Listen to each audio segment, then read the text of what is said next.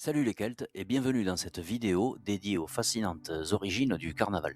Imaginez des masques grotesques, des danses effrénées et des festins gargantuesques. Mais d'où vient cette fête explosive qui défie l'hiver et annonce le printemps? Aujourd'hui, nous allons plonger dans les racines païennes du carnaval, inspiré du livre Aux origines du carnaval d'Anne Lombard-Jourdan, historienne française spécialisée dans l'histoire de Paris et de la plaine Saint-Denis. Elle a également publié de nombreux ouvrages sur la tradition et la religion gauloise, tels que Cernunnos, Diocère des Gaulois. Au cours de notre exploration, nous découvrirons des rites ancestraux liés aux cerfs, des combats mythiques contre des serpents et même des liens inattendus avec les rois de France. Ce voyage dans le temps vous révélera des secrets enfouis qui pourraient changer votre regard sur cette tradition. Restez avec nous jusqu'à la fin, où nous verrons comment un dieu gaulois est devenu l'ancêtre mythique de nos monarques.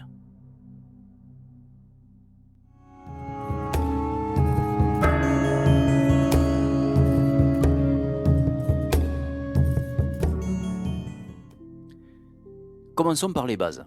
Les rites liés à la chute des bois de cerf remontent à une époque très ancienne, lorsque l'homme était principalement chasseur, cherchant à assurer un gibier abondant.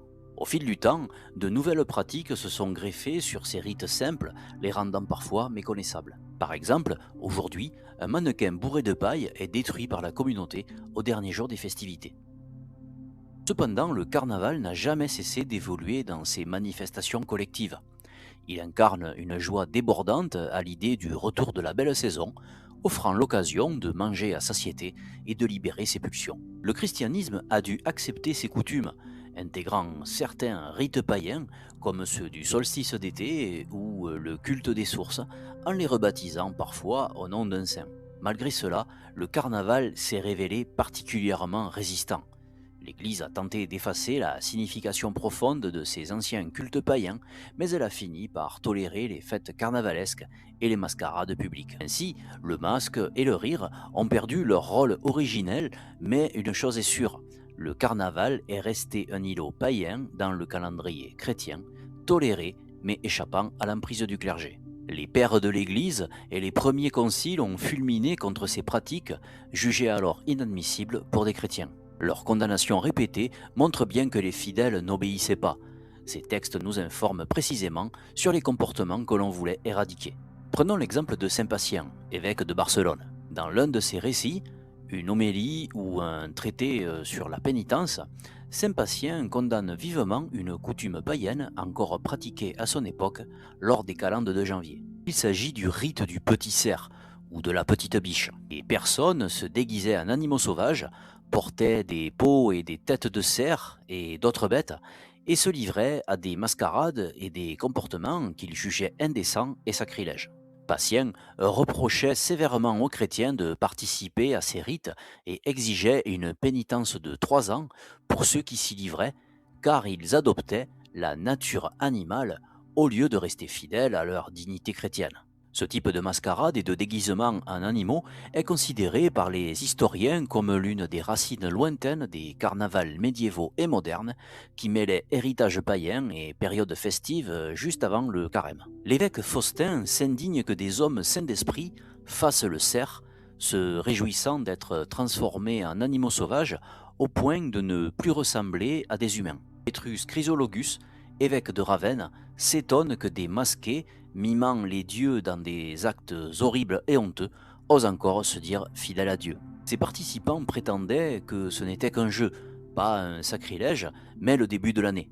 Comment des créatures de Dieu pouvaient-elles se déguiser en animaux domestiques, en bêtes sauvages ou en monstres? La nouvelle année était consacrée par le vieux sacrilège. Il est probable que la Sordidissima Turpitudo de saint Augustin, les Obsquenae Deformitates de Faustin, les Gentilium Spursitae du concile de Tolède et la Luxuria blâmée par Saint Patient renvoient à des unions rituelles. Un couple simulait ou accomplissait symboliquement l'union sacrée. Théodore, archevêque de Canterbury vers 690, fait allusion à une union rituelle quand il parle du jeune cerf et de la vieille femme qui se communiquent en habit de bête. C'est communicare, signifiant souvent s'unir. Cette union rituelle du jeune cerf et de la vieille femme était vue comme un mariage sacré, essentiel à la prolifération des espèces animales, à la fertilité de la terre et à la fécondité humaine. Dans de nombreux pays, encore aujourd'hui comme autrefois en France, on aveugle, déchire, enterre, brûle, décapite ou lapide en effigie la petite vieille, symbolisant l'hiver et l'année morte. Elle est représentée par un jeune garçon déguisé en vieille femme, remplacé par un mannequin de paille détruit. La mauvaise saison doit céder la place à la bonne, la mort à la vie. Réguinon de Prume condamnait ceux qui, déguisés en cerf ou en vieille, se comportaient en païens au début de janvier. Il infligeait des pénitences sévères, comme à ceux qui mâchaient des lambeaux de viande crue d'une bête morte ou buvaient son sang, allusion probable au sacrifice et à la mastication d'un animal, peut-être un cerf à cette date. Au Moyen Âge, les clercs étaient encore conscients du caractère païen du carnaval, tandis que les fidèles n'y voyaient plus que des coutumes amusantes sans sacrilège. Par des interdictions répétées, l'Église fit disparaître les aspects les plus répréhensibles. Mais certains persistent jusqu'à récemment, voire aujourd'hui. Le déguisement, le masque, les ripailles et les danses, le mannequin de carnaval et le jugement des cocus. Mais il y a plus profond.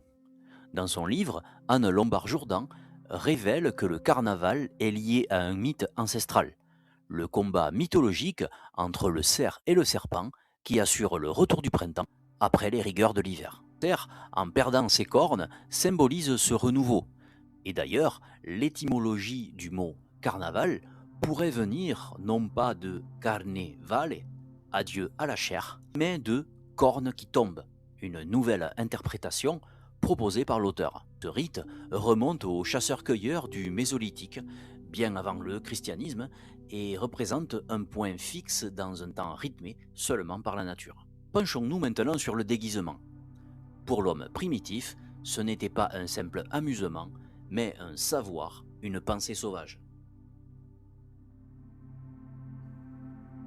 Il croyait qu'en affrontant l'animal ancêtre, en accentuant sa parenté avec lui et en prenant son aspect, il pouvait le leurrer ou obtenir ce qu'il voulait. Au Haut Moyen Âge, parmi les déguisements condamnés par l'Église, les plus anciens sont ceux du cerf. À l'origine, on conservait la peau, la tête et les bois d'un seul tenant, une pratique encore en vigueur au Moyen Âge. Le roman de Guillaume de Palerme, composé vers le milieu du XIIe siècle, décrit avec précision comment des jeunes se cousent des peaux d'ours ou de cerf pour se dissimuler.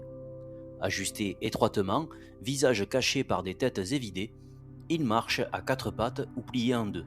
L'important, être complètement méconnus. Ils mangent par les gueules des pots, dorment enlacés et changent de déguisement pour échapper aux poursuites. Plus tard, les peaux de bêtes sauvages sont remplacées par celles d'animaux domestiques, boucs, veaux ou moutons. On imite les poils avec des tissus ou de l'étoupe. Les hommes s'habillent en femmes et vice-versa. Serviteurs et maîtres se mélangent. C'est le monde à l'envers. Et une règle rituelle, les déguisements ne servent qu'une fois, sans ajout nouveau. Maintenant parlons du masque. L'idée était de se noircir le visage pour se rendre méconnaissable, d'abord vis-à-vis de l'animal chassé, pour éviter ses représailles. En se couvrant de la dépouille d'un cerf et de ses bois, le primitif approchait son gibier en se faisant passer pour un semblable. Les Magdaléniens du Paléolithique supérieur nous ont laissé les plus anciennes figurations de masqués.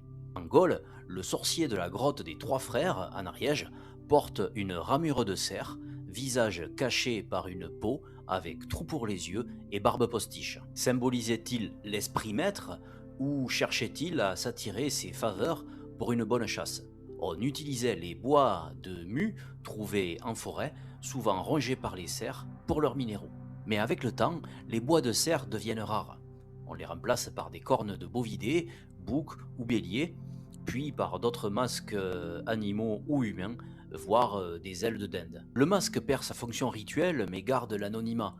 Devenu divertissement, il reste ambigu.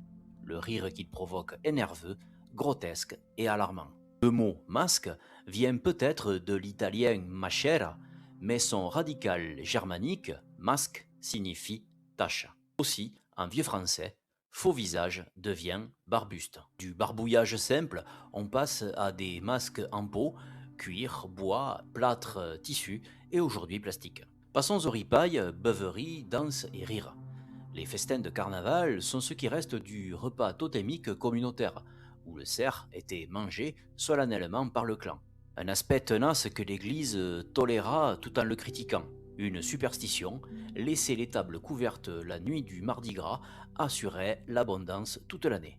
Rabelais décrit d'ailleurs les compagnons de Grand Gousier dévorant des tripes et dansant. L'image du repas primitif où les entrailles du cerf étaient partagées crues traduisait certainement le désir de garder la force de l'animal. Plus tard, les chiens remplacent les hommes pour dévorer les entrailles. Les menus incluent tripes de bœuf, andouilles et jambon porcin. Olivier Maillard, franciscain vers 1500, s'indignait de ces pratiques. Ces chrétiens se gorgent 3 jours, se vautrent dans la débauche jusqu'à minuit du Mardi Gras pour faire régulièrement le jeûne du carême. Maintenant parlons du rire rituel. Il saluait le renouveau printanier, blâmé comme païen par l'Église. Hincmar de Reims condamne les joies bruyantes, rires grossiers, histoires ineptes, jeux obscènes de l'ours, masques de démons, les fameux talamasques, considérés comme des pratiques diaboliques interdites. Et que dire de la mise à mort de carnaval? À un certain moment, la période est personnifiée en mannequin de paille sur osier ou bois. Roi honoré, il est détruit le soir du Mardi Gras, brûlé ou noyé, indigne d'enterrement chrétien. Cela correspond à l'exécution de la petite vieille, la Vétula, un jeune déguisé poursuivi, puis un mannequin détruit. Comme les pharmacoi grecs, ils expulsent les souillures passées, purifiant la communauté pour l'année nouvelle. Mais revenons au cœur du mystère. Anne Lombard-Jourdan identifie Cernunnos, dieu gaulois aux cornes de cerf, comme le dieu père de tous les Gaulois des siècles. Il est l'avatar du grand cerf, ancêtre mythique des rois de France. Leur emblème, le cerf ailé, apparaît à la fin du XIVe siècle. Le carnaval fossilise des rites liés à ce dieu. La chasse à courre transmet ses pratiques anciennes. Gargantua, notre héros national, est un cerf géant. Mélusine, fée serpent, s'oppose à lui dans le mythe du combat cerf-serpent. Malgré les efforts soutenus de l'Église pour éradiquer les traditions païennes, le carnaval a su résister et s'adapter au fil des siècles. Les clercs, tels que Saint-Patient et Faustin, ont condamné ces pratiques, les qualifiant d'indécentes et de sacrilèges. Cependant, leurs tentatives pour supprimer ces rites ancestraux ont souvent échoué. Au lieu de disparaître, le carnaval a intégré certains éléments chrétiens tout en conservant son essence païenne. Les festivités marquées par des déguisements, des danses et des ripailles témoignent d'une culture profondément enracinée dans l'histoire. Les masques et les rituels, bien que transformés, continuent d'évoquer des mythes anciens comme le combat entre le cerf et le serpent, symbolisant le renouveau. Ainsi, le carnaval demeure un espace de liberté et de joie, un îlot païen au sein du calendrier chrétien, rappelant que les racines de nos traditions sont indélébiles et toujours présentes dans notre héritage collectif.